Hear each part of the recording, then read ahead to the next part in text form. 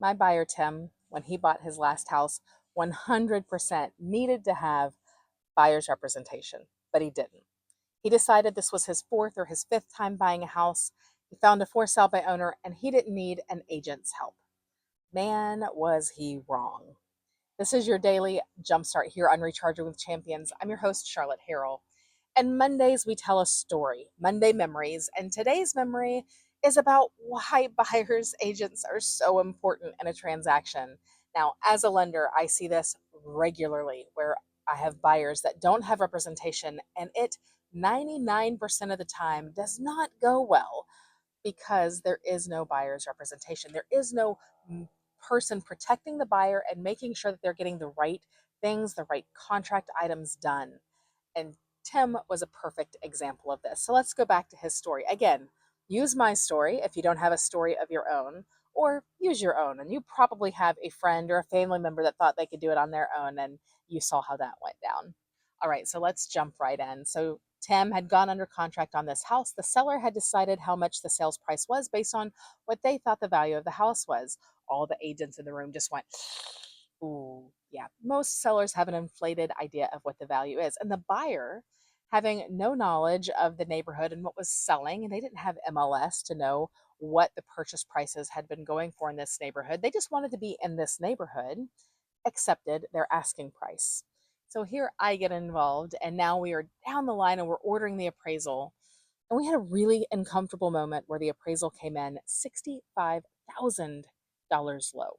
That is a very large discrepancy. So those sellers didn't know what was out there and what things were selling for, what a reasonable price was, and the buyers didn't have an agent saying, "Whoa, whoa, whoa, this is way overpriced. We don't want to offer this much."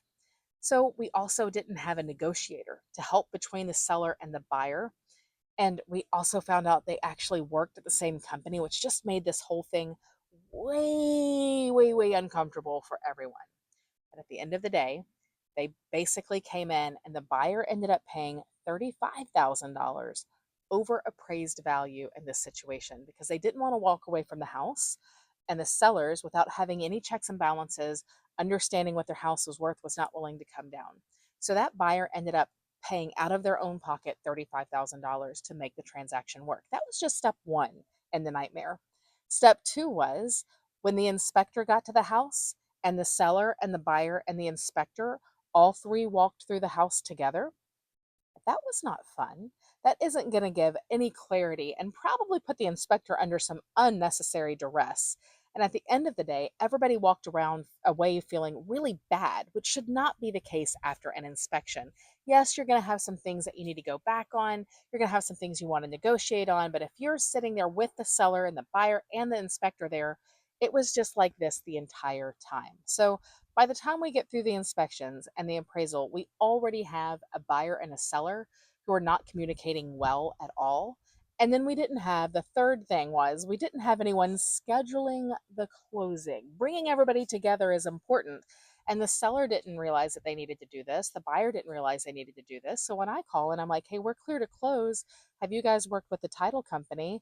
Their answer was no. And then we ended up having to delay closing because nobody had taken those steps to actually schedule the closing, which is something that your agents do. They make sure everybody's on the same page and can get there on the right time to go to closing. Needless to say, having a buyer's agent and having agency representation in a huge purchase is really important, not just to unlock doors, not just to sign contracts, but more than anything to negotiate those tough situations and maybe stop them before they even happen. So that's my story. True story. Happened about 3 years ago for one of my high end buyers. And I will tell you, as a lender, I have a plethora of stories where buyers needed representation and they didn't have it. So I can actually give you more if you need it. Good luck on your marketing today. Let's just go out there and post a video. This is a great story to tell, and I feel like you probably know somebody that has been in this situation. If not, steal my story.